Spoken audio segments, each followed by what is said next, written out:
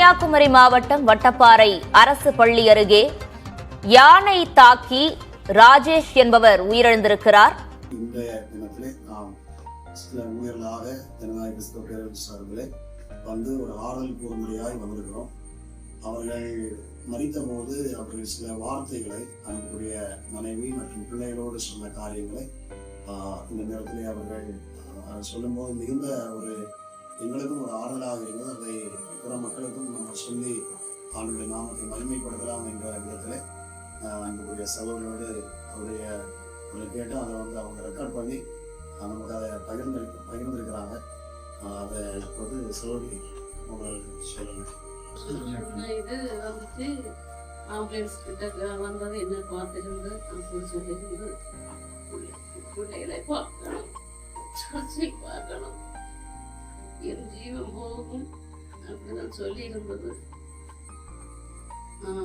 அதுக்கு பிறகு அவங்க கொண்டு வந்தோட ஜெபம் பண்ணிட்டு தான் இருந்தது. ஆஸ்பத்திரி போகிறதுக்கு ஜெபம் பண்ணிட்டு இருந்து அந்த விசுவாசத்தை போகிறதால ஜெபம் பண்ணிட்டு இருந்தது. அதே மாதிரி தான் ஆம்புலன்ஸ் போய் எனக்கு ஜீவன் போகும் அப்படின்னு சொல்லிட்டு நான் இருந்தேன். வந்த போதும் அந்த ஜெபம் பண்ணிட்டு இருந்ததுதான் பெரிய ஒரு விஷயமா, பெரிய ஒரு சாட்சியம் சொல்ல முடியும்.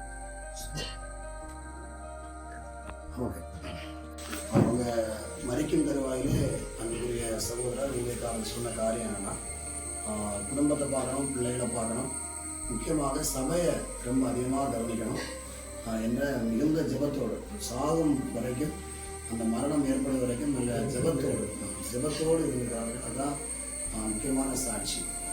ரொம்ப நன்றி. ஆண்டவருடைய குடும்பத்தினுடைய ஆதரவுக்காகவும் தொடர்ந்து இந்த மலை கிராமங்களில் செய்து வருகின்ற அனைத்து ஊழியர்களுக்காகவும் அவனுடைய பிள்ளைகள் வாரத்தோடு நீங்கள் ஜெபியுங்கள். தேவைப்பட்டால் நீங்கள் இது அறிகிற அவருடைய ஊழியர்களும் விசுவாச பெருமக்களும் இவர்களை சந்தித்து ஆதரவு போடலாம். அந்த நம்பரை வந்து நான் கீழே போடுறோம். ஆண்டவருக்கு என்னால் மகிழ்வு.